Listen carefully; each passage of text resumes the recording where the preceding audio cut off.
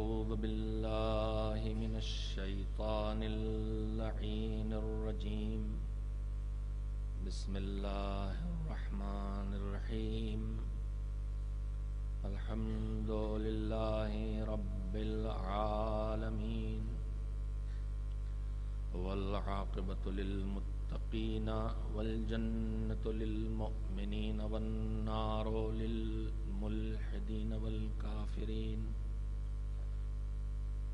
والصلاة والسلام على سيد الأنبياء والمرسلين سيدنا ونبينا وشفيعنا أبي القاسم محمد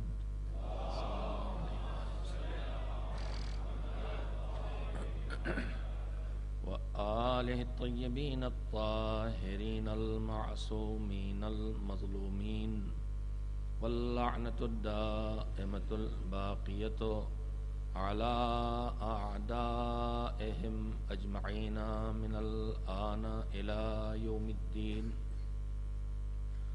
أما بعد فقد قال الله سبحانه وتعالى في كتابه المبين وهو أصدق الصادقين وقوله الحق بسم الله الرحمن الرحيم وإذا سألك عني عبادي وإذا سألك عبادي عني فإني قريب أجيب دعوة الداعي إذا دعاني فليستجيبوا لي وليؤمنوا بي لعلهم يرشدون صلوات بھیجیں محمد و آل محمد علیہ وسلم پر۔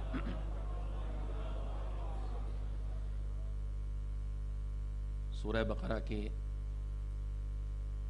186 نمبر کی آیت ہے 186۔ روزوں کے مسائل، روزے کے فرض ہونے کے متعلق آیات کے سلسلے کے بعد یہ آیت آئی ہے، اور جیسا کہ میں عرض کر چکا ہوں کہ مسلمانوں کے ایک سوال کے جواب میں آیت آئی۔ جب دعا کا حکم دیا گیا کہ اپنے پروردگار کو پکارو اور اس سے مانگو، تو سوال یہ اٹھا کہ اللہ کو کیسے پکاریں، آہستہ سے پکاریں یا زور سے پکاریں؟ اگر وہ دور ہے تو زور سے پکاریں، اگر نزدیک ہے تو آہستہ سے پکاریں۔ جواب میں یہ آیت آئی ہے، لیکن یہیں پہ ایک جملہ پہلے کہہ لینا چاہتا ہوں آپ جیسے صاحبان معرفت اور صاحبان شعور و بصیرت کے سامنے، کہ انہوں نے سوال کیا، ان کو جواب بھی ملا اللہ دور ہے کہ اللہ نزدیک ہے۔ لیکن اس سوال اور اس جواب سے پہلے آپ کی توجہ، میں یہاں ممبر پہ بیٹھا ہوں، یہ مومن ممبر سے 2 فٹ 3 فٹ کے فاصلے پر ہے، پھر 5 فٹ 10 فٹ 15 فٹ 20 فٹ فاصلہ ہے۔ یہ جو بالکل میرے ممبر کے سامنے بیٹھے ہیں، مجھ سے مثلاً یہ 3 فٹ دور ہیں، یہ مجھ سے 3 فٹ دور ہیں، اور میں بھی ان سے 3 فٹ دور ہوں نا۔ ایسا تو نہیں کہا جائے گا کہ یہ مجھ سے 3 فٹ دور ہیں اور میں ان سے 6 فٹ دور ہوں۔ دوری 2 نقطوں کے درمیان اور 2 پوائنٹس کے درمیان جب ہوتی ہے تو وہ دوری دونوں طرف سے برابر ہوتی ہے۔ یہ دیوار اس دیوار سے 30 فٹ دور ہے مثال کے طور پر، تو یہ دیوار اس سے 30 فٹ دور ہے اور وہ دیوار اس سے 30 فٹ دور ہے، لیکن بندے اور خدا کے درمیان کی دوری کا یہ معاملہ نہیں ہے۔ روایات اہل بیت کے سہارے یہ جملہ کہا جا سکتا ہے کہ اللہ تو سب سے قریب ہے بحیثیت رب، لیکن بندہ کون کتنا اس سے قریب ہے اور کون کتنا اس سے دور ہے یہ وہی جانتا ہے، اس کے علاوہ اور کوئی نہیں جانتا۔ یہاں کا فاصلہ برابر نہیں ہے۔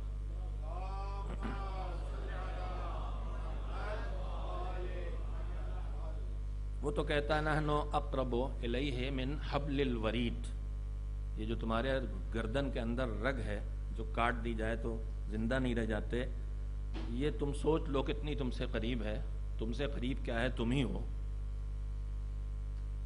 یہ جتنی قریب ہے، ہم تو اے میرے بندے تم سے اس سے زیادہ قریب ہیں، مگر مشکل صرف یہ ہے کہ تم مجھ سے کتنا قریب ہو. یہ تمہیں خود اپنے عمل سے طے کرنا ہے. فاصلہ گھٹانے کی کوشش کرو گے تو وعدہ خالی ادھر سے اتنا ہے. حدیث قدسی کا یہ جملہ ہے کہ میرا بندہ مثال ہے، حدیث قدسی ہی میں یہ مثال موجود ہے کہ جب میرا بندہ میری طرف آنے کے لیے اٹھ کے کھڑا ہو جاتا ہے تو میں اس کی طرف چل پڑتا ہوں، اور جب وہ میری طرف چل پڑتا ہے تو میں اس کی طرف تیز چل پڑتا ہوں، اور جب وہ میری طرف تیز چل پڑتا ہے تو میں اس کی طرف دوڑ پڑتا ہوں. یہ ہمارے محدود ذہنوں کو سمجھانے کی بات ہے، ورنہ چلنا جسم کا کام ہے، دوڑنا جسم کا کام ہے. لیکن اس کی رحمت یہ بتا رہی ہے کہ تم ایک قدم ہماری طرف بڑھتے ہو تو ہم 10 قدم تمہاری طرف بڑھ جاتے ہیں. تو یہ فاصلے چاہے کتنے ہی بڑے کیوں نہ ہو، آدمی کو کبھی یہ نہیں سوچنا چاہیے اتنا دور ہے تو یہ فاصلہ طے کیسے ہوگا.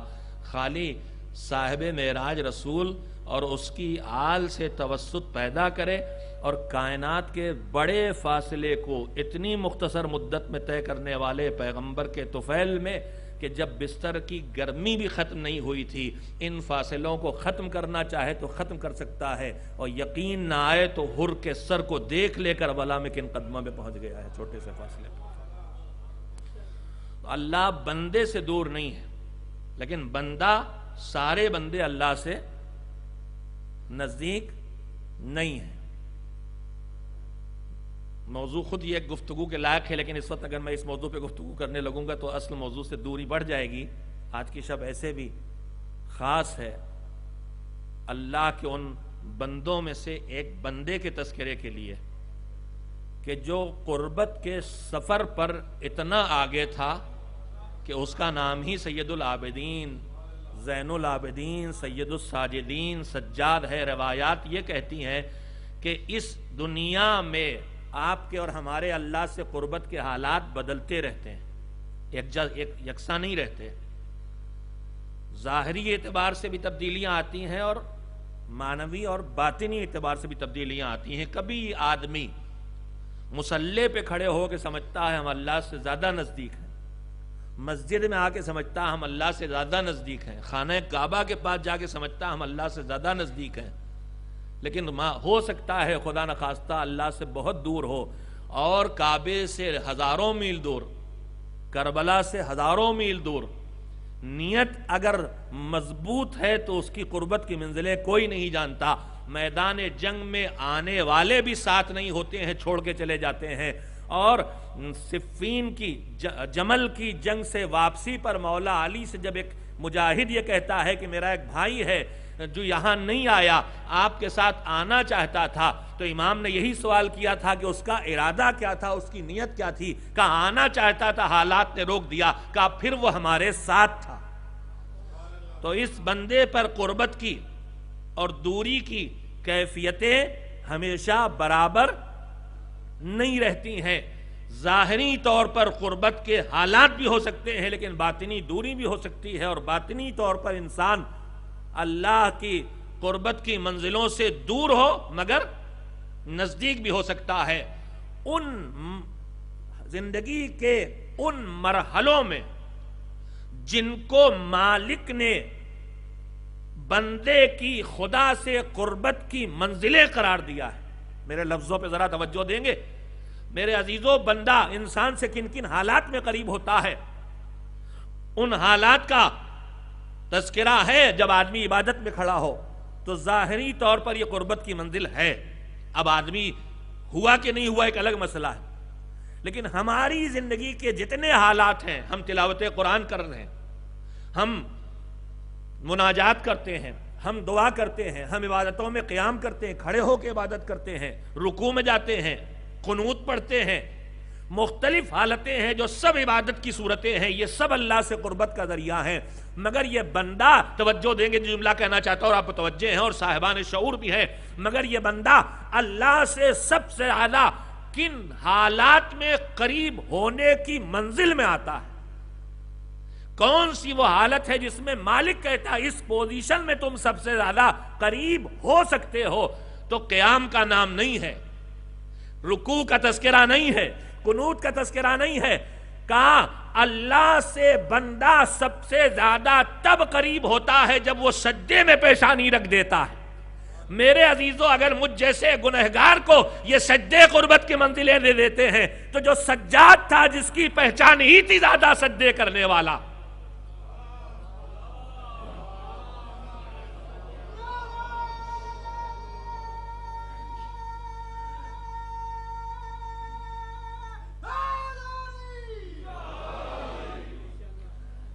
میں نے کہا تھا کہ میں نہیں چاہتا کہ زیادہ گفتگو اس جگہ جانے سے پہلے ہو جائے، مگر بات میں نے عرض کیا جب ممبر پہ کوئی بات یاد آتی ہے تو میں یہی سمجھتا ہوں مجلس کے لیے تیار ہو کے، سوچ کے، گفتگو کے موضوع کو طے کر کے، اس کے اجزاء کو طے کر کے آدمی کتنی تیاری کر لے، لیکن ممبر کے پر آنے کے بعد جو معنویت اور فیضان کی کیفیت ہوتی ہے وہ عام حالات زندگی میں پیدا نہیں ہوتی۔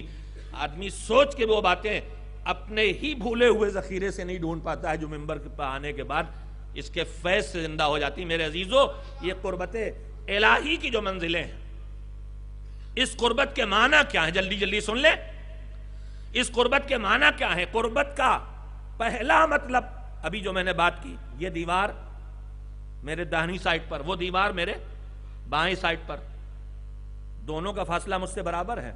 نہیں، یہ مجھ سے نزدیک ہے اور وہ مجھ سے دور ہے، جتنا میں اس سے دور وہ اتنا مجھ سے دور، میں یہ جتنا نزدیک میں اس سے اتنا نزدیک، تو یہ نزدیک ہے، یہ قریب ہے اور وہ دور ہے۔ بندہ اللہ سے قریب ہے، اللہ بندے سے قریب ہے، کیا یہ والا ہے؟ نہیں، یہ ہے دو جسموں کے درمیان، دو میٹرز ہیں، دو مادے ہیں، ان کے درمیان معاملہ، اللہ اور بندے کے درمیان قربت والا معاملہ یہ نہیں ہے۔ پھر کیا ہے؟ شہید مطہری رحمت اللہ علیہ نے یہاں پر دو نقطہ فکر رکھے ہیں، ان کا قربت کا یہ مطلب تو نہیں ہو سکتا، اب کیا ہو سکتا ہے؟ تو پہلا مطلب اس میں کہ قربت کے ایک اور معنی ہے جو ہماری زندگی میں یہ لفظ ان میں زیادہ اکثر استعمال ہوتا ہے۔ کہاں پر؟ ایک انسان کے کئی بچے ہیں، بیٹے بھی بیٹیاں بھی، میں ذرا تھوڑا پرانے زمانے کی بات کر رہا ہوں، اس سرزمین پہ قدم رکھنے سے پہلے کی باتیں ہیں، وہ کئی نہ ہوتے تو ان میں سے ایک آدھ یہاں نہ آیا ہوتا، کئی تھے تو دو ایک یہاں نکل کے آ گئے، اب یہاں ایک آدھ کرتے رہیے گا تو خود سوچئے برکت ختم ہو گئی تو کیا ہوگا۔ پیغمبر گرامی جانتے تھے کہ آخری زمانے میں دنیا کی آبادی بڑی ہوگی اور ہمارا جانشین جب آئے گا تو اس کو انسانوں کی ضرورت ہوگی، اسی لیے انہوں نے کہا تھا کہ میں تمہاری گنتی بھی ناز کروں گا، اپنی گنتی بڑھاؤ۔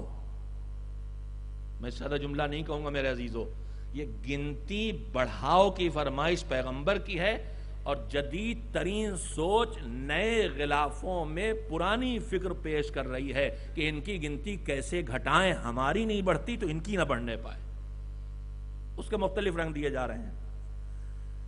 تو جب کئی بچے کسی کے ہوتے ہیں، چلیے مثال آپ کو یہاں حقیقی نہیں لگے، یہاں تو ایک دوست زیادہ ہوتے ہی نہیں، حالانکہ کئی بچوں کی برکتیں بھی الگ الگ ہیں۔ میں برسوں پہلے ایک بڑے شہر میں تھا مغربی دنیا کے، وہاں ایک انجینئر تھے تعلیم یافتہ، وہ کئی بھائی بہن تھے، ان کے دو ہی بچے تھے، کہا مولانا ہم لوگ کئی تھے تو ہمارے کئی ہونے نے ہمیں اندر کئی خوبیاں پیدا کر دیں، اور یہ جو ایک دو ہیں ان کی وجہ سے ان میں وہ خوبیاں آئی نہیں۔ ہم نے کہا کیا؟ تو ان کا تجربہ تھا، میرا نہیں، کہنے لے ہم کئی تھے 5-7 بھائی بہن، ایک لحاف میں 2-2 3-3 لیٹتے تھے، ایک لحاف میں ہم 2-2 3-3 رہ لیتے تھے، اتنی قناعت ہم میں تھی۔ اب ان کو سب کو ایک ایک کمرہ چاہیے۔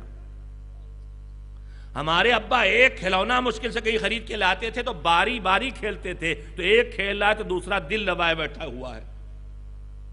اب ان میں سے ہر ایک کو 10-10 کھلونے چاہیے۔ میں نے کہا بھائی ذرا وضاحت کیجئے، میں سمجھا نہیں۔ کہا اس کثرت نے ہمارے اندر قناعت پیدا کر دی تھی، ان سے قناعت چھن گئی۔ اس کثرت نے ہمارے اندر ایثار کا جذبہ پیدا کر دیا تھا، جی چاہتا کھیلے، مگر چھوٹا بھائی کھیل رہا لہذا دل دبائے بیٹھے ہیں، وہ ایثار چلا گیا۔ تو ایسا نہیں ہے کہ سب برائیاں ہی برائیاں ہیں، ایک فیشن بنا کے اسے نہ چلیے۔ ہاں واقعاً اگر تربیت کی پریشانی ہے، مال کی کمی کی بنیاد پر مذہب اس کی اجازت نہیں دیتا۔ اگر کوئی معقول بات ہے تو ٹھیک ہے، چلیے زیادہ باتیں نہ پھیلائیں۔ تو اگر کسی کے کئی بچے ہیں تو اکثر یہ ہوتا ہے کہ بھائی وہ فلاں جج صاحب ہیں، ان سے کام ہے، تو انہوں نے کہا، وہ جوان بولا کہ ان کے فلاں بیٹے جو ہیں ان سے میری ذرا بنتی ہے، اور جج صاحب سے اپنی اولاد میں یہ سب سے زیادہ قریب ہیں۔ ایک کلاس میں ٹیچر کے سامنے کئی بچے ہوتے ہیں، تو کئی بچے جب کلاس میں ہوتے ہیں ٹیچر کے سامنے، تو اس میں بھی ہم کہتے ہیں بھائی ٹیچر سے یہ والا اسٹوڈنٹ سب سے زیادہ قریب ہے۔ کیا مطلب ہے کہ ٹیچر جہاں کھڑے ہو کے پڑھاتا ہے وہاں کرسی سب سے نزدیک اس کی رکھی ہے؟ مولانا صاحب یہاں نماز پڑھاتے ہیں، ان سے فلاں صاحب بہت نزدیک ہیں، قریب ہیں، اس کا کیا مطلب؟ یہ ٹھیک ان کے پیچھے ہمیشہ کھڑے ہوتے ہیں؟ نہیں۔ تو یہاں پر جو یہ ٹیچر سے یہ اسٹوڈنٹ قریب ہے، یہ بچوں میں یہ باپ سے یہ بیٹا قریب ہے، یہ بیٹی اپنی ماں سے قریب ہے، اس کا کیا مطلب ہے؟ اس کا بستر اس کے پاس لگتا ہے، یہ نہیں مطلب ہے۔ اس کی کرسی اس کے پاس رکھی، یہ مطلب نہیں ہے۔ اس کا مطلب قریب ہے یعنی دوسرے بچوں کے مقابلے میں باپ اس کی بات زیادہ مانتا ہے۔ یہ باس سے ان کے یہاں سب لوگ نوکری کرتے ہیں، لیکن فلاں صاحب جو ہیں ذرا ان کے قریب ہیں، یعنی ان کی بات باس زیادہ سنتے ہیں۔ پتہ نہیں آپ میری اس مثال سے متفق ہوئے کہ نہیں؟ چاہے متفق ہوئے ہوں چاہے متفق نہ ہوئے ہوں، صلوات بھیجنے سے متفق ہوں گے؟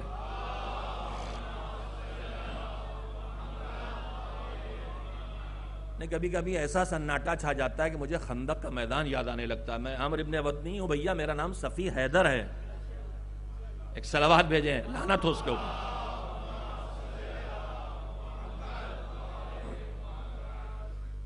تو یہ بیٹا باپ سے نزدیک، وہ بیٹی ماں سے قریب، وہ اسٹوڈنٹ اپنے ٹیچر سے نزدیک، وہ ملازم اپنے باس سے نزدیک، یعنی بو باس نہیں، باس۔ مجھے بولنا نہیں آتا انگریزی، ہمارے بچے بھی ہمیں نقل کرتے ہیں، کہتے ہیں ہم ابا کہتے ہیں کاپی، ہم لوگ کہتے ہیں کاپی، ہم لوگ کہتے ہیں ڈاکٹر، منہ کھول لیتے ہیں بڑا سے، اس لیے کہ ہمارے یہاں ڈاکٹروں کا منہ کھلا ہوا بڑا سے۔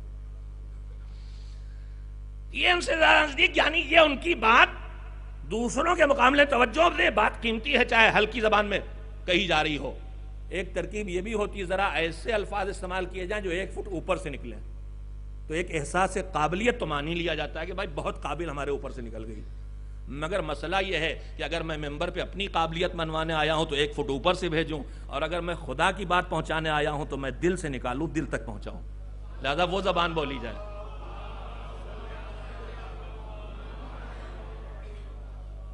تو بہت نزدیک، یعنی ان کی بات مانتے تھے۔ بیٹے کی بات کیوں مانتے ہیں زیادہ؟ یہ اپنے اس تعلیم کی بات زیادہ کیوں مانتے ہیں؟ یہ اپنے اس ملازم کی بات زیادہ کیوں مانتے ہیں؟ کہا یہ ان کی بات زیادہ مانتا ہے، یہ ان کی بات زیادہ مانتا ہے، یا بچوں میں یہ ان کا زیادہ اطاعت گزار ہے، زیادہ خدمت گزار ہے، اسٹوڈنٹس میں یہ سب سے زیادہ ٹیچرز کی بات مانتا ہے، اس کا احترام کرتا ہے، اس کی عزت کرتا ہے، اس کی خدمت کرتا ہے، اس کی اطاعت کرتا۔ تو قربت کی ایک منزل یہ ہوتی ہے کہ یہ ان کی زیادہ مانے، لہذا یہ اس کی توجہ دیں۔ آپ جو بات کہنا چاہ رہا ہوں مثال ہوتی ہے، حقیقت نہیں ہوتی ہے۔ اللہ اور بندے کے درمیان قربت کا ایک تصور یہ ہے کہ بندوں میں وہ بندہ ہے جو اس کی بات زیادہ مانتا ہے۔ تو جب یہ ساری زندگی ان کے وجود میں کہیں ایک معصیت نہیں دکھائی دیتی، ایک نافرمانی نہیں دکھائی دیتی، سلسلہ عصمت شروع سے آخر تک اس کی بات ماننا، اس کا بات ماننا، اس کی بات ماننا، تو یہ قربت کی منزل میں آ جاتے ہیں۔ کہا انہوں نے زندگی گزاری ہماری بات مان کے، اب یہ ہم سے کچھ کہیں گے تو ہم ان کی بات ٹھکرانے والے نہیں ہیں، یہ ہم سے قریب ہیں۔ یہ کہہ دیں گے تو رضوان جنت کو درزی بنا کے بھیج دیں گے، یہ کہہ دیں گے تو مٹی کی دیوار کو سونے سے بدل دیں گے۔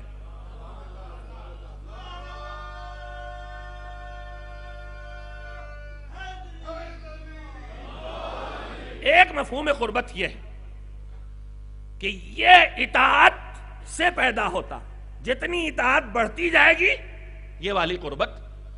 مگر اس کے بعد شہید مطہری جو شاگرد ہیں علامہ طباطبائی رضوان اللہ علیہ صاحب تفسیر المیزان کے امام خمینی رحمت اللہ علیہ کے آیت اللہ العظمیٰ بروجردی، یہ جو سب کے سب اسی صدی کے وہ اہل علم ہیں کہ جن کے نام سے مستقبل میں کب تک دین کا پیغام پہنچتا رہے گا نہیں معلوم، شاید قیامت تک پہنچتا رہے گا، یہ ایسے بنیادی کام یہ سب کے سب کر کے گئے۔ روایت کہتی ہے اگر کوئی ایک کاغذ پر ایک دین کی بات لکھ کے چلا جائے تو یہ کاغذ اس کے اور جہنم کے درمیان دیوار بن کے کھڑا ہو جاتا ہے۔ اب اس کے بعد خود سوچئے، ایک کاغذ کی بات نہیں ہے، انہوں نے جتنے کتابیں لکھی وہ بھی چھوڑیے، ان کے شاگرد کتنے قلم چلا رہے ہیں، کتنی اونچی دیواریں کھڑی ہو گئی ہیں، اندازہ نہیں لگا سکتے ہم، ان کی خدمت کا اندازہ نہیں لگا سکتے ہیں۔ شاگردوں میں ہیں، صاحبان معرفت میں، ان کا قربت کا ایک مطلب اور بھی ہوتا، بات پھر مثال دینا پڑ رہی ہے بات سمجھانے کے لیے۔ ہیٹنگ سسٹم یہاں جاری ہے، یہ ہیٹر چل رہا، ایک دو حضرات ماشاءاللہ سے یہیں فیزیوتھراپی کا کام بھی کر رہے ہیں ساتھ ساتھ۔ سمجھدار مومن وہی ہوتا ہے جو ایک ہی کام میں دنیا اور دین دونوں بنا لے، دنیا کا کام بھی ہوتا رہے اور دین کا کام بھی ہوتا رہے، پیٹ کی سکائی بھی چل رہی ہے اور جہنم سے دوری بھی بڑھ رہی ہے۔ جتنا ادھر گرمی ملے گی ادھر جنت کی ٹھنڈک ملنا ہے، دونوں کام ساتھ ساتھ چل رہے ہیں۔ تو ایک مومن وہ ہے جو دیوار سے ٹیک لگائے بیٹھا ہے، ہیٹر سے ٹیک لگائے بیٹھا ہے، ایک آپ بھی بیٹھے ہیں، آپ بھی بیٹھے ہیں، ہم سب بیٹھے ہیں۔ فی الحال کسی کو ٹھنڈک لگ رہی ہے یہاں؟ ماشاءاللہ سے اچھا ماحول ہے، ٹھنڈا نہیں ہے تو ٹھنڈا بہت، میں اس حال کے ماحول کی بات کر رہا ہوں، ایسے تو ٹھنڈا ٹھنڈا ہے، بالکل ٹھنڈا ٹھنڈا ہے۔ تو میرے عزیزوں گرمی تو سب تک پہنچ رہی ہے اس ہیٹنگ سسٹم کی، لیکن کسی کو کم اور کسی کو زیادہ۔ کس کو کم؟ جو دور ہے۔ کس کو زیادہ؟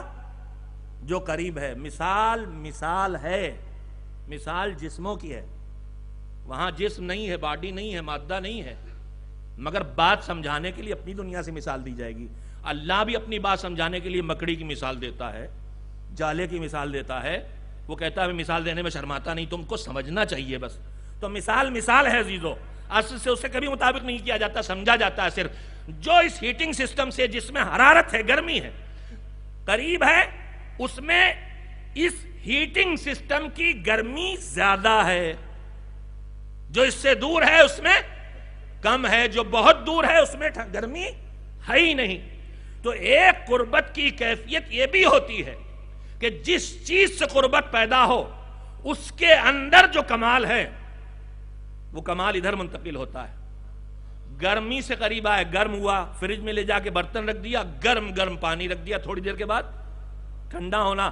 تو جو روشنی سے قریب آئے، روشنی بڑھی، آپ نے دیکھا آگ جلتی ہے، اس میں لوہا ڈال دیا جاتا ہے، آپ نے کہاں دیکھا؟ مشکلیں تو آپ کے ساتھ، یہ بھی آپ کی مثالیں میرے دماغ میں نہیں آتی، میری مثالیں آپ کی سمجھ میں نہیں آتی۔ گاؤں کے آدمی ہم نے اپنی آنکھوں سے دیکھا کیسے آگ بھٹی دھڑکائی جاتی، کیسے اس میں لوہا ڈالا جاتا، کیسے وہ لوہا آگ کی طرح سرخ ہو جاتا، کیسے اسے لوہار پیٹ کے مختلف شکلیں دیتا ہے۔ اتنا ضرور سمجھ میں آیا میرے کہ ٹھنڈے کو بدلنا ممکن نہیں، ٹھنڈے کو پیٹیے تو ٹوٹ جاتا ہے، گرمی آتی ہے تبھی مختلف شکلیں لیتا ہے۔ اسی لیے اللہ نے کہا کفر کی ٹھنڈک تمہارے اندر نہ پیدا ہونے پائے، حرارت رہنا چاہیے ایمان کی، تاکہ آسانی سے اچھی شکلیں بدل سکو، اختیار کر سکو۔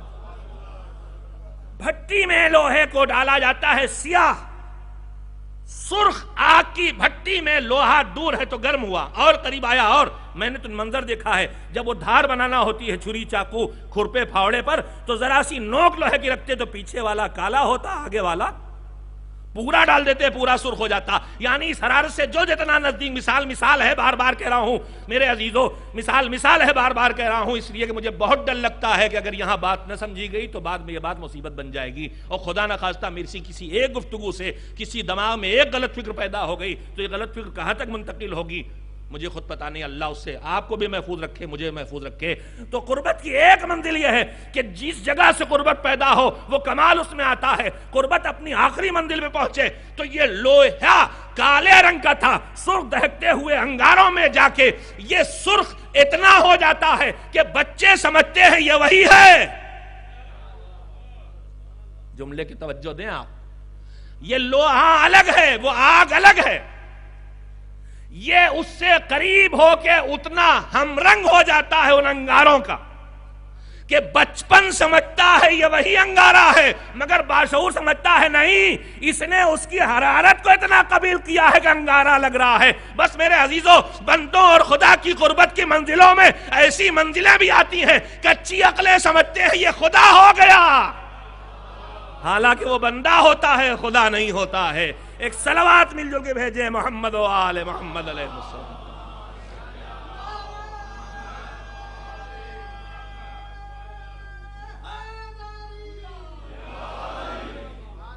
قربت مرکز قربت کے ہنر کو منتقل کرتی ہے۔ گرمی ہے تو گرمی، سردی ہے تو سردی۔ ایک محاورہ ہماری زبان میں، خربوزے کو دیکھ کے خربوزہ رنگ پکڑتا ہے، یہاں نہیں پکڑ رہا۔ 2-4-10 لوگ صلوات بھیجتے ہیں، باقی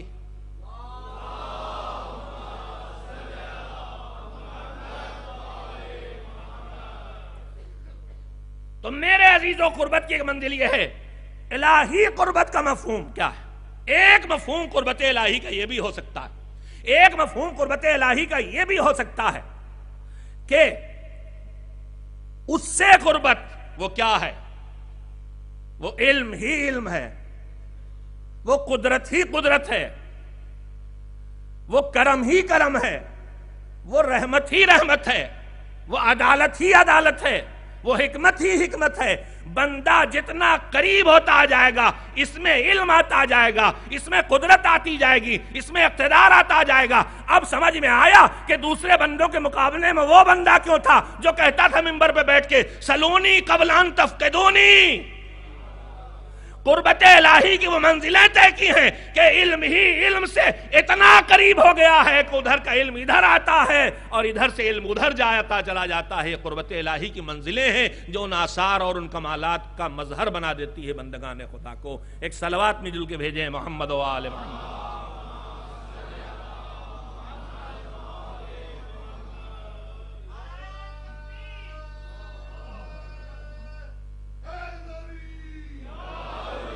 ایک بار صلوات بھیجیں اور اٹھ کے ممبر سے نزدیک تشریف لے آئیں۔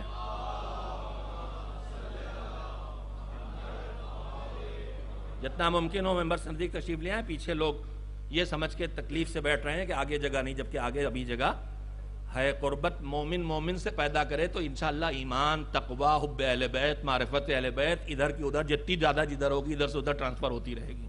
ایک صلوات مل جل کے بھیجیں محمد و آل محمد پر۔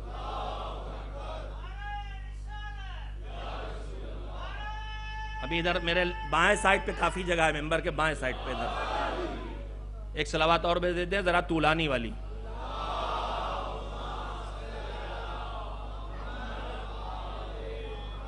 بس میں نے آدھا وقت تو اپنا ختم کر لیا، زندگی کا نہیں، آج کی مجلس کا۔ زندگی کا تو اللہ جانتا ہے کتنا ختم ہو گیا، کتنا بچا ہے، ہم میں کوئی نہیں جانتا۔ میرے عزیزوں، میں نے بات جہاں سے شروع کی تھی، بندہ سب سے زیادہ قریب کہاں سے ہوتا، کب ہوتا ہے؟ جب وہ سجدے کے عالم میں ہوتا ہے۔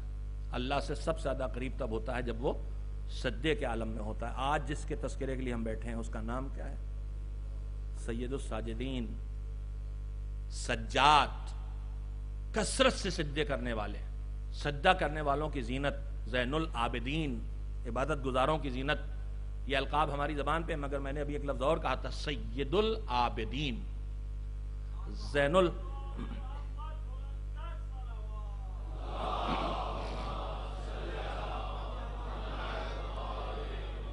عبادت گزاروں کی زینت ہونا اور ہے، اور عبادت گزاروں کا سردار ہونا اور ہے۔ یہ لفظ سید العابدین جو میں آپ کے سامنے بولا ہوں، یہ پیغمبر خدا حضرت محمد مصطفیٰ صلی اللہ علیہ وآلہ وسلم کی زبان مبارک سے نکلا ہوا لفظ ہے۔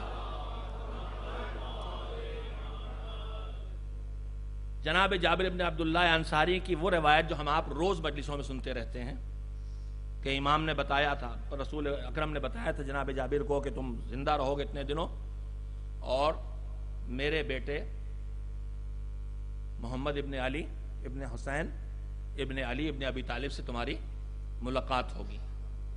یہ روایت جو اس کیفیت سے ہم آپ سنتے ہیں، اس کی تفصیلات میں جب آپ جا کے دیکھیے تو ان تفصیلات میں ایک حصہ یہ پڑھنے کو ملتا ہے. جناب جابر روایت کرتے ہیں کہ یہ امام نے ملاقات ہوگی تو کیا کہا تھا، حکم کیا دیا تھا کہ میرا سلام کہنا اس سے. جناب جابر فرماتے ہیں کہ میں اپنے پیغمبر کے پاس بیٹھا تھا اور پیغمبر کی گود میں حضرت امام حسین علیہ السلام تشریف فرما تھا.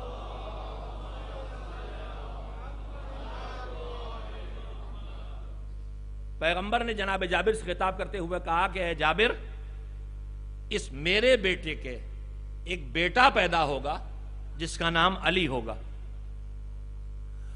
اور یہ بیٹا جس کا نام، میرے اس بیٹے کا بیٹا جس کا نام علی ہوگا، قیامت کے میدان میں آواز دی جائے گی کہ سید العابدین کہاں ہے، اٹھ کے آئے. اس مجمع میں جس میں آدم سے لے کر قیامت تک وجود میں آنے والا ہر انسان موجود ہے، وہ مجمع ہے قیامت کا مجمع. جو دور نو نہیں ہے کہ آدم سے لے کے دور نو تک کا معاملہ ہو، دور ابراہیم نہیں ہے، دور پیغمبر خدا بھی نہیں، دور مولا علی بھی نہیں، آخری امام کا دور بھی نہیں. پیغمبر کہہ رہے قیامت کے میدان میں، یعنی خلقت سے لے کر قیامت تک بات انسانوں کی نہیں، عبادت گزاروں کی ہے. لفظوں پہ اگر آپ توجہ دیں، یہ نہیں کہا ہے کہ انسانوں میں سید العابدین عبادت گزاروں کا سردار. عبادت گزار انسان بھی ہیں، جن بھی ہیں، ملک بھی ہیں، جبریل بھی ہیں، میکائل بھی ہیں، اسرافیل بھی ہیں، پوری کائنات عبادت گزار ہے. قرآن مجید کہتا ہے کہ ایک ذرہ عبادت کر رہا ہے، کہ ذرے سے لے عام فرشتے سے لے کر جبریل تک سب قیامت میں آواز دی جائے گی سید العابدین اٹھ کے سامنے آئے. روایت کہتی ہے جناب جابر سے پیغمبر نے کہا میرے اس بیٹے کا بیٹا علی اس وقت اٹھ کے میدان قیامت کے سامنے آ کے کھڑا ہوگا، پھر تعارف کرایا جائے گا یہ سید العابدین ہے. اسی کے بعد پیغمبر نے کہا اور اس بیٹے کا بیٹا پیدا ہوگا، علی کا بیٹا پیدا ہوگا محمد، میرے نام پر اس کا نام ہوگا. اور پھر اس کے بعد سلام کہلایا. پیغمبر نے میرے اس بیٹے کا بیٹا کہہ کے تعارف کرایا سید العابدین. یہ تو پیغمبر کا تعارف ہے، لیکن ان کی عبادت اس منزل پہ ہے کہ دشمن سے بھی اقرار لے لیتی ہے، جو ان کا جانی دشمن ہے، جو قاتل بن رہا ہے. روایت کہتی ہے، سیرت میں، امام کی سیرت میں تذکرہ لکھا ہوا ہے کہ عبد الملک ابن مروان جو بدترین دشمنوں میں ہے، بلاتا بھی ہے تو اذیت پہنچانے کے لیے، اس لیے کہ اس پورے نظام حکومت کو معلوم ہے کہ ان کی زندگی میں ان کا شوق ہے کعبے میں جانا، ان کا شوق ہے مزار رسول پہ جانا، ان کا شوق ہے ماں کی قبر پہ جانا، ان کا شوق ہے مسجد النبی میں جانا، ان کے لیے تکلیف دہ دربار میں آنا. اس لیے ان کو بار بار اذیت پہنچانے کے لیے دربار بلایا جاتا تھا. یہ بھی ایک طریقہ تھا اذیت پہنچانے کا. مگر سچائی وہ ہوتی ہے، ایک سچائی وہ ہے جس کا دوست اقرار کرتے ہیں، اور ایک سچائی وہ ہوتی ہے جس کا دشمن اقرار کرتے ہیں. روایت کہتی ہے کہ امام کو دربار میں بلوایا تھا ستانے کے لیے، اذیت پہنچانے کے لیے، لیکن امام جب داخل ہوئے تو سر سے پیر تک امام کے سراپا پہ نگاہ پڑی تو ایک اضطراب کا شکار ہوا، اترا تخت سے ننگے پیر دوڑتا ہوا امام کے پاس آ گیا. اور اس کے بعد صورتحال جو روایت بتاتی ہے کہ امام کی آنکھیں سوجی ہوئی تھیں خوف خدا پر کہ کثرت سے اور اپنے بابا کی یاد سے گریہ کرنے کے نتیجے میں، شدت گریہ سے امام کی آنکھیں سوجی ہوئی تھیں، چہرہ خوف خدا سے زرد تھا، پیشانی سجدوں کی کثرت کے باعث پیشانی پر زخم کی کیفیت پیدا ہو گئی تھی. سید سجاد کے القاب جو ہماری زبان پہ روزانہ جاری، میں اپنے بچوں کے لیے لفظ دہرا رہا ہوں. سجاد ہم واقف ہیں، سجاد زیادہ سجدے کرنے والا، سید الساجدین سجدہ کرنے والوں کا سردار. زین العابدین عبادت کرنے والوں کی زینت، سید العابدین جو پیغمبر سے اس روایت میں منسوب لقب ہے، عبادت کرنے والوں کا سردار۔ القاب میں ایک لفظ اور لکھا ہے ذو الصفنات، بہت چھوٹی چھوٹی باتیں ہیں مگر یاد رہیں گی تو کردار یاد رہے گا۔ صفنات سے فے نون الف تے، یہ پلورل ہے، جمع ہے، اس کا واحد سنگولر ہے صفنا، سین سے نہیں سے صفنا۔ صفنا کہتے ہیں گھٹے کو، نماز پڑھنے سے پیشانی پہ گھٹے پڑ جاتے ہیں، محنت مزدوری ہم آپ کرتے ہیں تو ہاتھوں میں گھٹے پڑ جاتے ہیں، بچپن میں سائیکل چلاتے تھے تو ہاتھوں میں گھٹے پڑ گئے تھے، پشت پہ جو لوگ مزدوری کرتے ہیں، پشت پہ سامان لاٹتے ہیں، ان کی پیٹھ پہ گھٹے پڑ جاتے ہیں۔ ان لفظوں کو دہرانے ہی سے اذیت ہونے لگتی، یہ ذو صفنات کہلاتے تھے۔ کیوں؟ اس لیے کہ کثرت عبادت سے امام کے اعضائے سجدہ پر اتنے گھٹے پڑ جاتے تھے کہ سال میں انہیں کئی بار ترشواتے تھے امام۔ یہ تو ہم نے سن لیا، مگر ہم نے ایک بات اور بھی سنی ہے، ابھی مصائب تو نہیں پڑھ رہا ہوں لیکن زندگی ایسی ہے کہ اس کے تذکروں میں بار بار آنکھوں میں آنسو آ جائے۔ ان کے القاب میں ایک لفظ البکا بھی ہے، بہت زیادہ گریا کرنے والے۔ روایت یہ کہتی ہے کہ غسل کے لیے جب جس میں کفن ہٹایا گیا تھا تو پشت مبارک پر جو نشانات تھے، ایک نشانات تو اس سفر کربلا کے ہیں جو ہم آپ سب جانتے ہیں، ان کے علاوہ پشت پر گھٹوں کے نشان تھے۔ پوچھنے والے نے پوچھا تھا یہ گھٹوں کے نشان کیسے ہیں، تو بتایا گیا تھا راتوں کی تاریکی میں پشت پر بوری میں روٹی اور کھانے کا سامان لاد کے غریبوں کے دروازے پر اس طرح پہنچاتے تھے کہ جب لے کے پہنچاتے تھے تو وہ نہیں جانتے تھے لانے والا کون ہے، تو وہ کہتے تھے، تعریف کرتے تھے، تم ایک ایسے ہو، ہم تمہیں جانتے تھے کہ نہیں، تم ہمارا اتنا خیال رکھتے ہو۔ اور سید سجادی کو کہتے تھے ایک وہ علی ابن الحسین ہے، وہ ہمارا خیال نہیں رکھتے، اور کبھی ان کو پتہ نہیں چلا کہ علی ابن الحسین ہی تمہارے دروازے پہ پیٹھ پہ بوری لاد کے پہنچا رہا ہے۔ پتہ تب چلا جب شہید ہو گئے امام اور کھانا آنا بند ہوا، تب پتہ چلا کہ تو وہی لانے والا تھا، پیٹھ پہ بھی گھٹے تھے۔ تو القاب میں ایک لفظ ہے ذو صفنات، جس کی وجہ تاریخ میں لکھی ہے کہ کثرت سجود اور سجدے کی کثرت کے بعد گھٹے پڑ جاتے تھے جو کاٹ کے رکھے جاتے تھے۔ امام تشریف لائے، پیشانی تقریباً زخمی، آنکھیں متورم، چہرہ زرد، کمر خبیدہ۔ اس کیفیت کو دیکھ کے دشمن بھی اقرار حقانیت پہ مجبور ہو گیا، مضطرب ہو کے اتر آیا، رونے لگا، اور اس کے بعد اس نے دو جملے کہے کہ آپ کا یہ عالم، آپ جنت تو آپ کی ہے، جنت تو آپ کی ہے۔ میرے عزیزو، حق وہی ہے جو دشمن سے بھی اقرار کرا لے۔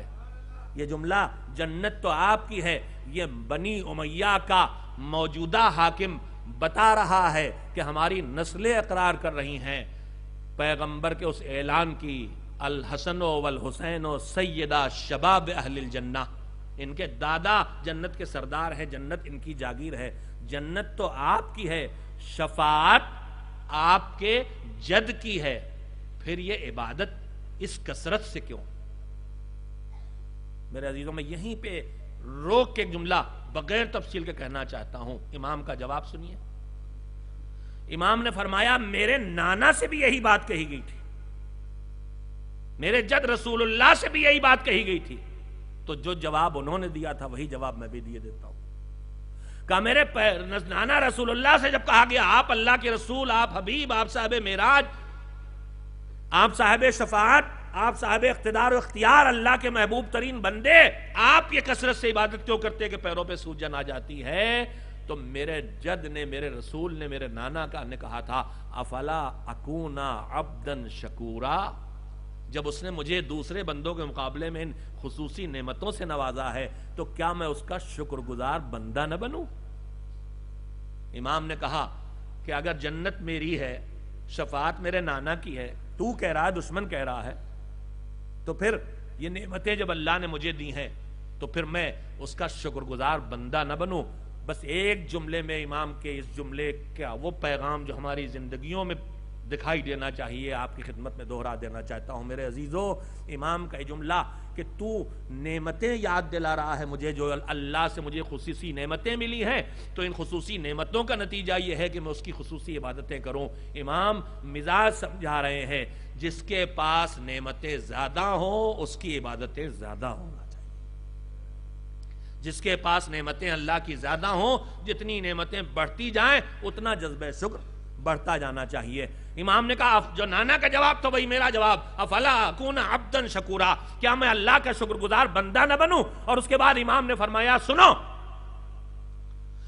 اگر خلقت سے لے کر قیامت تک کی جتنی مدت ہے اتنی زندگی ملے، اور اس زندگی کے ہر دن کو روزہ رکھ کے گزاروں، اور اتنے سجدے اس کے کروں کہ گردن سجدے سے شکستہ ہو جائے، اور میری غذا خاک و خاکستر ہو، مٹی اور گھاس ہو، روزہ رکھوں، اتنے سجدے کروں، اتنی عبادت کی زندگی گزاروں، تب بھی اس سے جو نعمتیں ملی ہیں ہمیں، ان نعمتوں سے ایک نعمت کے اوپر جو شکر ہونا چاہیے، اس شکر کا 10واں حصہ بھی ادا نہیں کر سکتا۔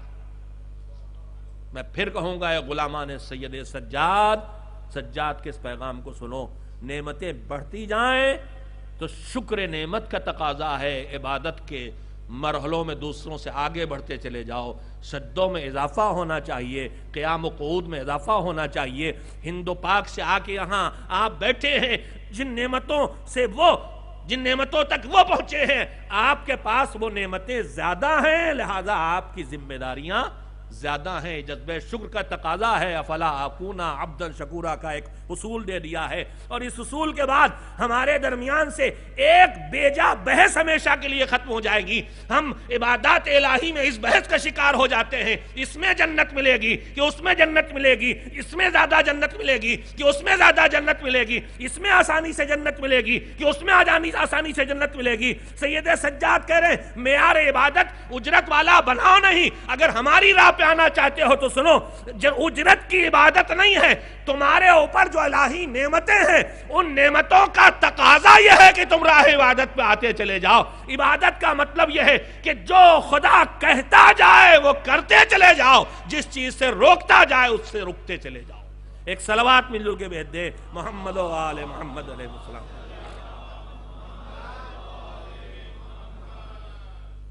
ہمارے مسیب بھائی ماشاءاللہ سے بہت ذی شعور ہیں، انہوں نے مناسب وقت تلاش کر لیا بات کہنے کا۔ میں نے ابھی آپ سے ایک جملہ کہا ہے کہ عبادت کا مطلب صرف نمازیں پڑھنا یا سجدے کرنا یا تلاوت قرآن کرنا یا روزہ رکھنا نہیں ہے۔ سید العابدین کا لقب جو اس امام کو ملا ہے، بس وقت بھی ختم ہو گیا، میں گفتگو کو بھی سمیٹوں۔ میرے عزیزو، جو اس امام کو سید العابدین کا لقب ملا ہے، ہم نے ان کی عبادتوں کو سنا۔ فقرے ظاہر ہے، جس کی سیرت دہرائی جا رہی ہے، سیرت پڑھی جا رہی ہے، وہ وہی سیرت پڑھی جائے گی جو سیرت ہے۔ جب وہی پڑھی جائے گی تو وہی باتیں ہوں گی جو پڑھی جا چکی ہیں، جو آپ سن چکے ہیں۔ مگر میں ہمیشہ دہراتا ہوں تو دہرانے سے پہلے کہہ دیتا ہوں، قرآن مجید کہتا ہے کہ وَذَكِّرْ فَإِنَّ الذِّكْرَىٰ تَنفَعُ الْمُؤْمِنِينَ، یاد دلاؤ۔ یاد دلانے کا فائدہ کسی کو نہ پہنچے، مومن کو ضرور پہنچتا ہے۔ تو یہ کام یاد دلانے کا ہے، علم میں اضافے کا کام نہیں ہے، یاد دلانے کا کام ہے۔ میرے عزیزوں، امام کی شہادت کے بعد امام کی کنیز سے کسی نے کہا تھا، امام کی تعریف کرو، پہچنواؤ، ان کا تعارف کرواؤ، ان کی شخصیت کے بارے میں بتاؤ۔ تم کنیز کی گھر کے اندر رہتی تھی، 24 گھنٹے کی زندگی تمہاری نگاہوں کے سامنے۔ تو کنیز نے کہا کہ تفصیل سے بتاؤں یا مختصر؟ تو کہا نہیں، تفصیل سے نہ بتاؤ، مختصر سے بتاؤ۔ تو کہا مختصر سے سننا چاہتے تو سنو، میں کنیز تھی، خدمت میرا کام۔ کنیز کا مطلب کھانا پکانا، صفائی کرنا، جھاڑو دینا، بستر بچھانا، انتظام یہ سارے کرنا۔ کہا میں کنیز تھی امام کی، مگر میں نے 2 کام امام کے لیے کبھی نہیں کیے، اس لیے کہ مجھے اس کا موقع ہی نہیں ملا۔ کہا وہ کیا؟ کہا میں نے امام کے لیے دن میں کبھی دسترخوان نہیں بچھایا، رات میں کبھی بستر نہیں بچھایا۔ مفہوم آپ کے سامنے ہے۔ لیکن اس کردار کے سننے کے بعد دماغوں میں ایک خیال یہ پیدا ہوتا ہے کہ اس عبادت کا مطلب ہے کہ زندگی کی اور ذمہ داریاں کسی اور کے حوالے کر دی ہوں، مگر نہیں عزیزو، ابھی میں نے آپ کے سامنے ذکر کیا، ایک طرف وہ گھٹے ہیں جو سجدے سے پیدا ہوئے ہیں، اور ایک طرف پشت پر وہ گھٹے ہیں جو پیٹھ پر بورے لادنے سے پیدا ہوئے ہیں۔ روایتیں کہتی ہیں ہر سال رمضان کی آخری تاریخوں میں گھر کے غلاموں اور کنیزوں کو جو بڑی تعداد میں ہوتے تھے آزاد کر دیتے تھے۔ تو آزاد کرتے تھے تو خریدتے تھے، اس کا مطلب زندگی کے کاموں کو چھوڑا نہیں تھا۔ ائمہ طاہرین کے کردار کی خصوصیت یہی ہے میرے عزیزو کہ ان کی زندگی کے کسی پہلو کو دیکھیں تو ایسا لگتا ہے کہ بس یہی کیا ہوگا۔ میدان جنگ میں دیکھیے علی کو لگتا ہے بس یہی کیا ہوگا، پھر منبر پہ دیکھیے تو لگتا ہے بس یہی کیا ہوگا، پھر مسجد میں دیکھیے تو لگتا ہے بس یہی کیا ہوگا، پھر مظلوموں کی مدد کرتے ہوئے دیکھیے تو لگتا ہے کہ بس یہی کیا ہوگا۔ ان کے کردار کا کمال یہی ہے کہ زندگی کے ہر شعبے میں ایسی بھرپور زندگی بسر کی ہے کہ دیکھنے والا یہ سمجھتا ہے کہ بس یہی کیا ہوگا، مگر ان کی زندگی پکار کے کہہ رہی ہے کہ نہیں، زندگی کے کسی ایک رخ کو اپنا کے زندگی نہیں آگے بڑھائی ہے، زندگی کے جتنے شعبے ہیں ان سب کو ایک ساتھ لے کے زندگی آگے بڑھائی ہے۔ سجدے ایسے کیے ہیں کہ ان سے آگے سجدہ کرنے والا کوئی نہیں تھا، اور انسانوں کی خدمت ایسے کی ہے کہ ان سے زیادہ انسانوں کی خدمت کرنے میں کوئی آگے نہیں تھا۔ علم پھیلایا تو ایسے پھیلایا کہ ان سے آگے علم پھیلانے والا کوئی نہیں تھا۔ میدان جنگ میں آ کے تلوار چلائی تو ایسے دشمنوں کو صاف کیا کہ ان سے آگے کوئی وہاں نہیں پہنچ سکا۔ طاقت کا اظہار کیا تو در خیبر اکھاڑ کے بتا دیا اس میں بھی ہم سے آگے کوئی جانے والا نہیں ہے۔ اطمینان قلب کا مظاہرہ کیا تو کھچی ہوئی تلواروں میں بستر نبی پہ چادر تان کے سو کے بتا دیا اس میں بھی ہم سے کوئی آگے جانے والا نہیں۔ یہ ان کے کردار کا ہنر تھا کہ زندگی کے ہر شعبے کو مکمل طور پر انجام دیا جائے، کہ اگر ایک شعبے کو دیکھا جائے تو آدمی سمجھے بس یہی کیا ہوگا، بس یہی کیا ہوگا۔ ہماری زندگی کامیاب زندگی بن جائے گی اگر ائمہ کی سیرت سے یہ سبق ہم سیکھ لیں کہ زندگی کے ہر شعبے میں ہمیں بھرپور زندگی بسر کرنا ہے۔ ہماری نمازیں ہماری خدمت خلق میں رکاوٹ نہ بننے پائیں، ہماری خدمت خلق ہمارے سجدوں میں رکاوٹ نہ بننے پائے، ہمارے سجدے ہمارے ماتم میں کمیاں نہ لانے پائیں، ہمارے ماتم ہمارے سجدوں میں رکاوٹ نہ بننے پائیں۔ اور یہ بات یقین کے ساتھ ہم سب کو دل کی گہرائیوں سے قبول کرنا چاہیے کہ اللہ نے جو یہ نظام زندگی دیا ہے یہ ہمارے لیے قابل عمل ہے، اس نے یہ دیا ہے۔ اس کا مطلب ہے کہ سجدے کرو گے تو ماتم کا جذبہ پیدا ہوگا، سجاد کو یاد کرو گے، اور جب ماتم کرو گے تو سجدوں کا جذبہ پیدا ہوگا، حسین کو یاد کرو گے۔ سب ایک دوسرے کے لیے معاون و مددگار ہو کے کاروان انسانیت کو آگے بڑھائیں گے۔ میرے عزیزو بس میں بات کو ختم کر رہا ہوں۔ ائمہ طاہرین میں کوئی امام ایسا نہیں جس کی زندگی عبادتوں سے بھری ہوئی نہ ہو، اور کوئی امام ایسا نہیں ہے جس نے اپنے بابا حسین کا ماتم نہ کیا ہو۔ اپنے بابا کا اولاد ہے اور اپنی اولاد کا اگر بابا ہے حسین کے، حسین پہ علی بھی روئے ہیں، حسین پہ فاطمہ بھی روئی ہیں، حسین پہ رسول بھی روئے ہیں، حسین پہ حسن بھی روئے ہیں، حسین پہ زین العابدین بھی روئے ہیں، حسین پہ سید سجاد پر، حسین پر امام باقر بھی روئے ہیں، حسین پر آج زمانے کا امام بھی روتا ہے، کہتا ہے کہ آنسوؤں کے بجائے خون کے آنسو نکلتے ہیں۔ سب روئے ہیں، عبادتیں سب نے کی ہیں، مگر آج جس کی یاد منانے بیٹھے ہو عزیزو، اس کی سیرت کی ایک خصوصیت یہ ہے کہ جب عبادتوں کی بات آتی ہے تو بتایا جاتا ہے عبادت گزاروں میں سید سجاد وہ عبادت گزار ہے جو سید العابدین تھا۔ سجدوں کی کثرت اس کے یہاں ہے، اور سجدوں کی کثرت کے ساتھ ساتھ حسین پر گریے کی کیفیت بھی۔ سارے معصومین روئے، سب نے فرش بزا بچھانے کا اہتمام کیا، مگر حسین پر رونے والوں کا، کائنات میں رونے والوں کی گنتی جب گنائی جاتی ہے تو اس میں سید سجاد کا نام سر فہرست آتا ہے۔ خصوصی پیغام اس کردار کا یہ ہے کہ حسین کی عزاداری سجدوں کے ساتھ ہوگی، اور اللہ کے سجدے حسین کی عزاداری کے ساتھ ہوں گے۔ فرش عزا بھی بچھتا رہے گا اور مصلی بھی بچھتا رہے گا۔ سید سجاد کی زندگی کا اہم ترین پیغام یہی ہے، عبادت کو عزاداری سے بدل دیا، عزاداری کے ذریعے عبادت کی راہ پہ آ گئے۔ پانی لایا جاتا ہے تو حسین کو یاد کرتے ہیں، کاہے کا پانی؟ وضو کا پانی۔ جس میں یہیں پہ روک کے ایک بات کہنا چاہوں گا میرے عزیزو، اس پیغام کو آگے بڑھانے کے لیے ہمارے پاس جو ذریعے ہیں ان ذریعوں میں ایک یہی مراکز ہیں جو اس پیغام کو لے کے آگے بڑھ رہے ہیں، دین کے پیغام کو، خدا کے پیغام کو، قرآن کے پیغام کو، رسول کے پیغام کو، امام کے پیغام کو، حسین کے پیغام کو، زین العابدین کے پیغام کو۔ ان اداروں کو باقی رہنا ہے، ان کو آگے بڑھنا ہے، ان کو اپنی ذمہ داریاں ادا کرنا ہے۔ آپ کو اسی حسین کا واسطہ، اسی سید سجاد کا واسطہ جو سجدے بھی کرتا تھا اور پیٹھ پہ بوریاں لاد کے پہنچاتا بھی تھا، آپ فرش عزا پہ آ کے بیٹھے ہیں، آپ کو اسی کا واسطہ ہے۔ جیب میں ہاتھ ڈال کے اس کاروان کو آگے بڑھانے کے لیے جو ضرورتیں ہیں اس مرکز کی، اس میں آپ اپنا تعاون کریں، ایک صلوات بھیجیں اور جلدی جلدی اس راہ میں جو آپ عطا کر سکتے ہیں وہ عطا فرمائیں۔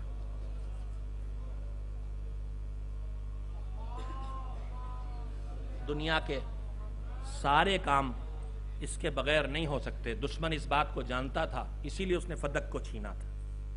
دشمن نے فدق اسی لیے چھینا تھا کہ ان کے ہاتھ میں دین کے کاروان کو آگے بڑھانے کے لیے، انہیں نہیں پتا تھا کہ یہ اس کے محتاج نہیں ہیں، لیکن نظام حیات میں ہم اس کے محتاج ہیں۔ آج فدق چھیننے والے ہاتھ دوسرے تھے، آج کچھ اور ہاتھ ہے جو دین کے کام میں رکاوٹ پیدا کرنے کے لیے، جو شریعت کا حق ہے وہ شریعت سے چھیننے کی کوشش کی جا رہی ہے۔ خمس کی مخالفت کے پیچھے بھی گہرائی میں جا کے دیکھیں گے تو اس کے علاوہ کچھ نہیں دکھائی دے گا، اس لیے کہ سہم امام کہلاتا ہے۔ امام کا حصہ امام اپنی ذات پہ نہیں خرچ کرتے، امام دین کے لیے خرچ کرتے ہیں، امام دین کا پیغام پھیلانے کے لیے خرچ کرتے ہیں، امام فقراء قوم پہ خرچ کرتے ہیں، امام تعلیم پہ خرچ کرتے ہیں، امام علاج پہ خرچ کرتے ہیں۔ حکم بھی یہی ہے کہ سہم امام کہاں پسند کریں گے وہیں خرچ ہونا چاہیے، اور ہر آدمی اپنی پسند سے طے کر لے کہ کہاں خرچ ہونا چاہیے۔ یہ مشکل کام ہے، لہذا شریعت نے اس کے اصول بنا دیا، اس کا ایک نظام بنا دیا، اس کا ایک سسٹم بنا دیا ہے۔ میرے عزیزو، اگر آپ کوشش کریں تو دین کو، پیغام کو روکنے کے لیے، پیغام حسینیت کو روکنے کے لیے، پیغام قرآن کو روکنے کے لیے جو کوششیں ہو رہی ہیں، ان میں ایک کوشش یہی ہو رہی ہے اس دین کو غریب بنا دیا جائے، ایسی باتیں پھیلائی جائیں کہ آدمی اس راہ میں پیچھے ہٹنے لگے۔ مگر آپ ان کے پیروں ہیں جن کے گھر میں فاقہ ہوتا تھا مگر دروازے سے کوئی خالی ہاتھ واپس نہیں جاتا تھا۔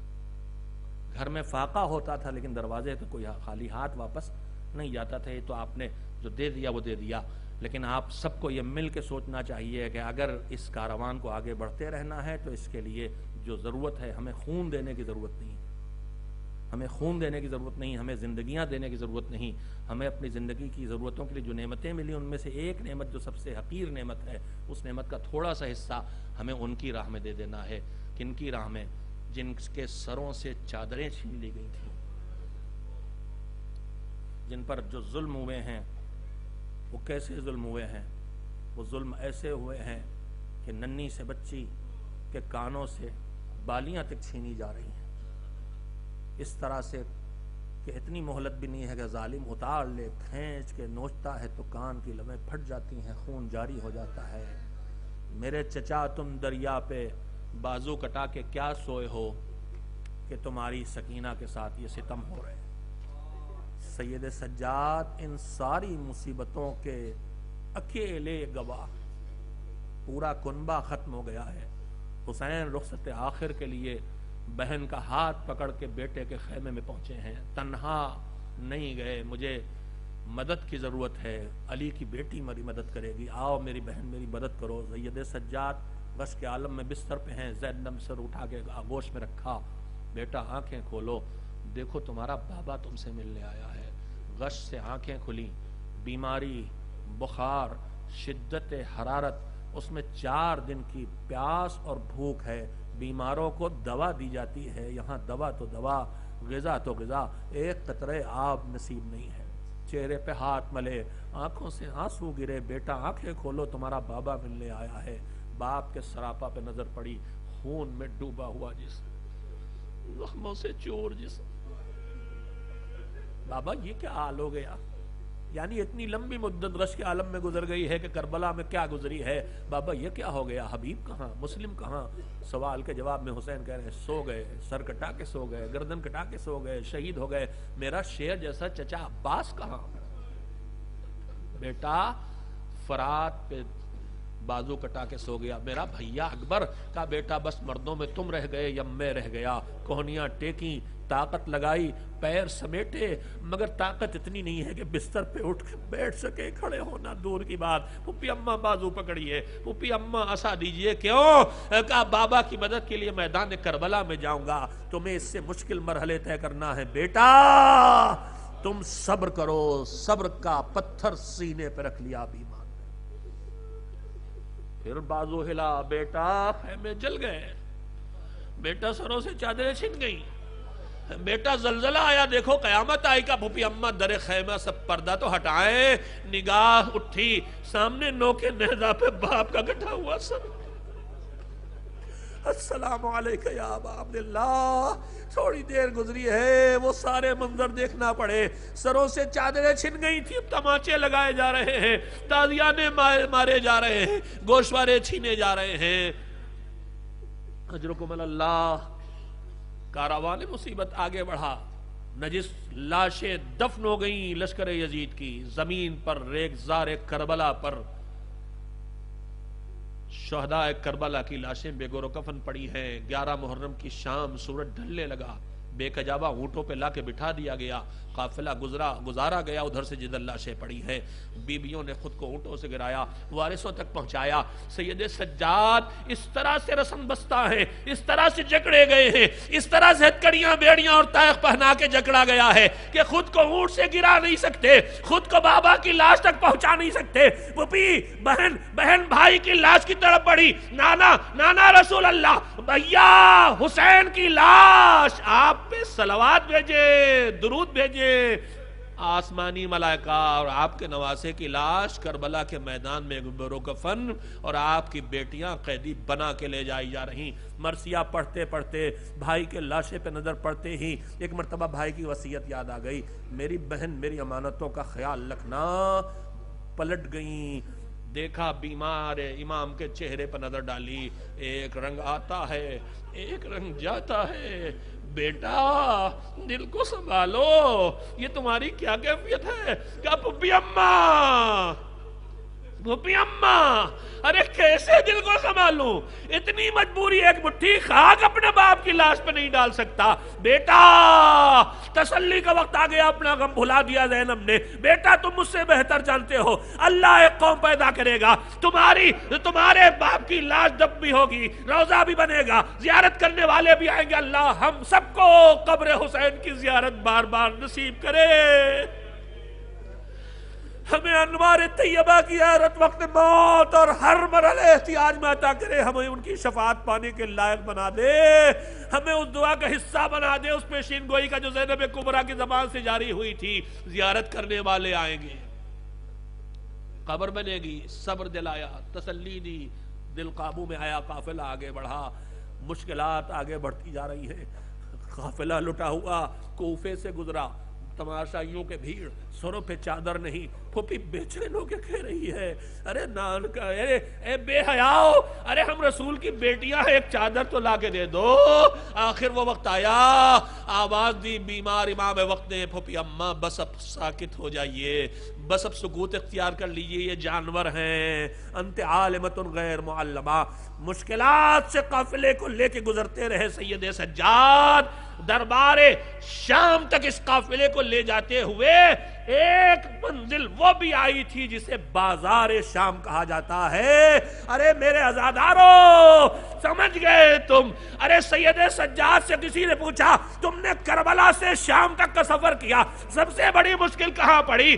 پھوپھیوں کے سروں سے چادریں چھنتے دیکھا تھا، تماچے لگتے دیکھا تھا، بکھری لاشیں دیکھی تھی، بابا کی لاش کو پامال ہوتے دیکھا تھا، بہن کے کانوں سے گوشوارے چھنتے دیکھا تھا، بچوں کو رسن بستہ اونٹوں پہ بنتے دیکھا تھا، بے کجاوہ بیویوں کا سفر دیکھا تھا، مگر ساری تکلیفوں کو چھوڑ کے بیمار امام کہہ رہا تھا، پوچھتے ہو بڑی مصیبت کہاں پڑی؟ تو سنو، شام شام شام شام کا بازار۔ حجرکم اللہ، تھوڑا سا وقت زیادہ ہو جائے گا مگر چناسو اور روال زہرا تک پہنچنے کے لائق آنکھوں سے نکل جائیں۔ شام امام کی وضعیت تھی جو بے چین رکھتی تھی. کچھ مصیبتیں ایسی ہیں جن کا تذکرہ سید سجاد نے خود کیا ہے. لاشیں سب دیکھی ہیں. علی اکبر کے کلیجے سے برچھی نکلی ہے انہیں پتا ہے, عباس کے بازو کٹے ہیں انہیں پتا ہے, باپ کے سوکھے گلے پہ خنجر چلا ہے انہیں پتا ہے. مگر جب مختار الثقفی نے انتقام خون حسینی لینا شروع کیا اور حالات بدلے اور ظالم دنیا سے جانے لگے, جہنم واصل ہونے لگے, تو منہال راوی ہے حرج کر کے بیمار امام سے, امام وقت سے ملنے کے لیے آئے. بیمار امام کا لفظ اس لیے زبان پہ آتا ہے کہ اس کی بیماری اس وقت تھی جب صحت مند بھی ایسے سفر کو نہیں کر سکتے ہیں, اس میں بیمار تھا. امام کے پاس آئے, کہا کیا حال ہے کوفے کا؟ مختار حکومت پہ آ گئے. کہا کیا کر رہے؟ کہا خون حسین کا انتقام لے رہے ہیں. سید سجاد کے کانوں میں آواز پہنچی, کربلا کے ظالموں سے مختار انتقام لے رہے ہیں. چچا کے بازو کاٹنے والے کو نہیں پوچھا, جمان بھائی کے کلیجے پہ برچھی لگانے والے کو نہیں پوچھا, بابا کے سوکھے گلے پہ خنجر کرنے والے کے لیے نہیں پوچھا. پوچھا تو کیا پوچھا؟ یہ بتا ہرملہ کیا ابھی تک زندہ ہے جس نے میرے بھیا کے گلے کو تیر سے زال کاٹ ڈالا تھا؟ ہاں, کیا مصیبتیں تھی.